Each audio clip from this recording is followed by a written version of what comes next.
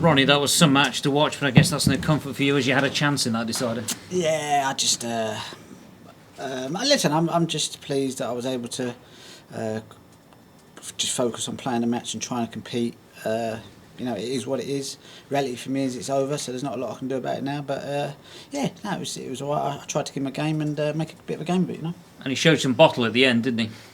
Yeah, well, that's what you got to do. If you want to come here and win titles, that's the sort of way you got to play under pressure. Would it be nice to see a new winner? Would you like to see him go on? Listen, it's like I said. It's in. I don't get involved in like who do I want to see win. What do I think? I've just lost the game of snooker, and to me, it's none of my business really. How do you reflect on the season though?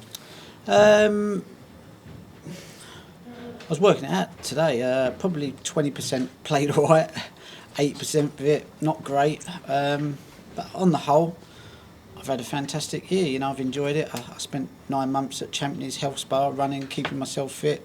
I'm in good shape. Played quite a bit of snooker for me. I've had a fantastic time. So for me, I've got no complaints really. It's. Life could be better, but it'd have to go some to be better, if that makes sense. So you draw plenty of positives going forward. You were talking about, obviously, Steve Peters, and you've been working with him? Well, I'd love to play for another 5-10 years. I've got great relationships with my sponsors and people like that. And, for me, it's snooker is a business, and part of my business is that I come and play snooker. And to be honest with you, I've really struggled to enjoy it because unless I play well, I don't really want to be out there. But I've worked hard with Steve, and I think if I can, I'm going to play for 5 years just because I like the lifestyle. I've got great relationships with my sponsors, and I'd be crazy not to. And everything I do just complements each other, and I've got it as good as I've ever had it. So it's just a better matter for me to be able to just try and enjoy the game and not crucify myself, And I was able to do that today, which was great. So hopefully I'm able to enjoy the game. And it doesn't really matter for me if I win or lose. Like I said, I kind of see my career and myself as a business, and winning and losing, I could probably take it a little bit. It doesn't really. That match means more for Ants than it would for me. It's better. If I was a neutral, I'd be pulling for Ant because they work hard, these guys on the circuit. So you can't begrudge him. But for me, I'm quite privileged, and I have to be grateful for what I've got and where I am. And all I've got to do, like I say, is just stay in a good frame of mind and just turn up and listen. I need to play 2 good weeks of the year, and everyone on my side of the fence is happy. It's like Roger Federer, if he never won another match, and Tiger Woods, just seeing him on the start line, that's all that people really want to see, really. So for me, I just have to use that as to my advantage and try not get too down on myself if I can, But it's hard because obviously I would have liked to have had another match here, but it's not meant to be, Great, thank you. Yeah. Ronnie, just on the match, I know when you're in it you probably don't realise, but from the neutral, it was a real roller coaster seesaw match. 7 on the spin for Ants, you had 6 on the spin. How did it feel actually being out there in it? It was tough for me because obviously, like I said, I haven't really been enjoying my snooker for quite a while. If I play well, I enjoy it, and I'll try and want to be out there. But if I'm not, I'm like, I can't really be bothered. I'm looking at my watch, thinking, how quickly can I get out of this arena, whether it's a first round, second round, or final. So it was nice to compete out there tonight, even when I wasn't firing all these 6 cylinders. I'll give it all I had, and that's pleasing. And if I can continue to do that, like I said, it's just that's the most important thing. If I get a few results on the way, great. If I don't, no big deal. Do you know what I mean? It's like I really don't have anything to prove.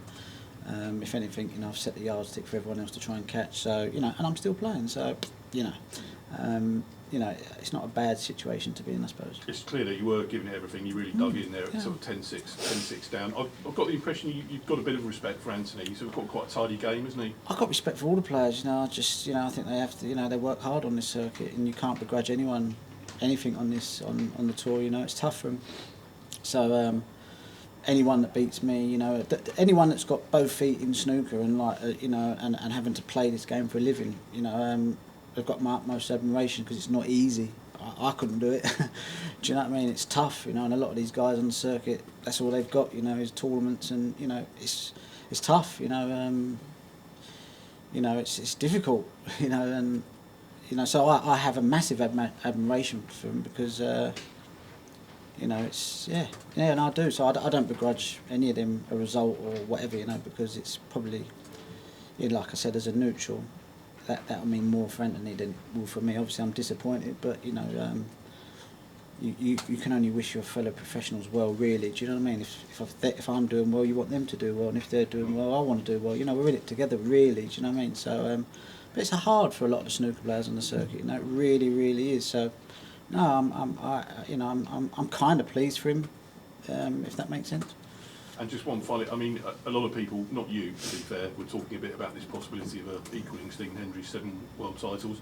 How many more years do you think you might realistically have a crack at that? I've probably got another 5 years, I suppose. You know, I'm the way I look after myself, the way I play. You know, I look around. You know, there's some decent players about, some very, very good players, but you know, I suppose I could get it right maybe one more time. But like I said, you know, it's probably the only record I haven't got, so I'm not going to be too hard on myself.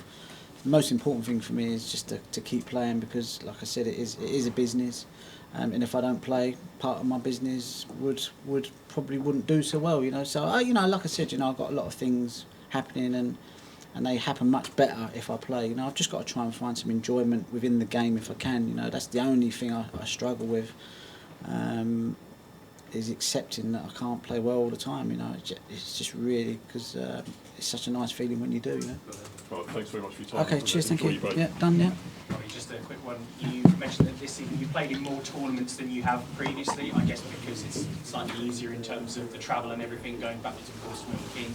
How many tournaments can we expect to see you play in next season? It just depends on the schedule, you know. I'd like to play more in China because obviously my longevity and what I do beyond snooker lies in China. So obviously, you know, they get priority, they get the nod. You know, so I have some very good relationships with some people out there. But as the situation is, who knows when I will be going back there.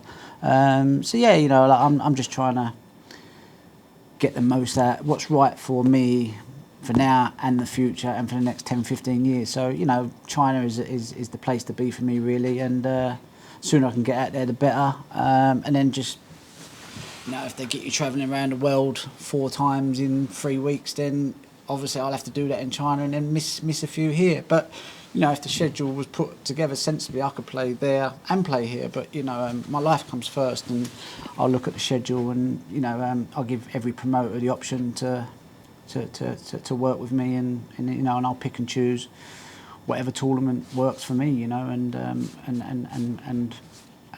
what I do off the table as well, you know. So yeah, no, it's all details and just sorting things out with people to work out what I will be planning next year.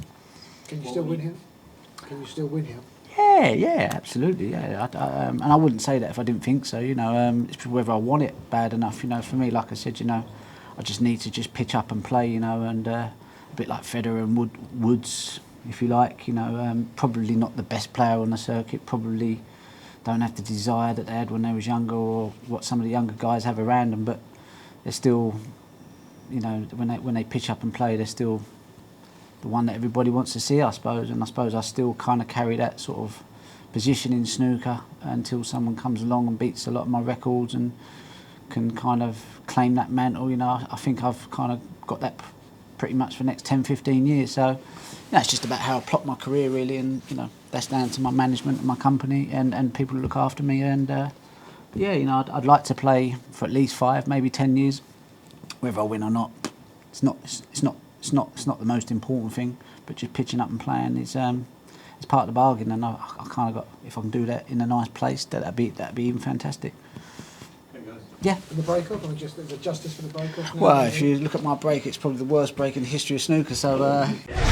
Betfred, proud sponsor of the World Snooker Championship.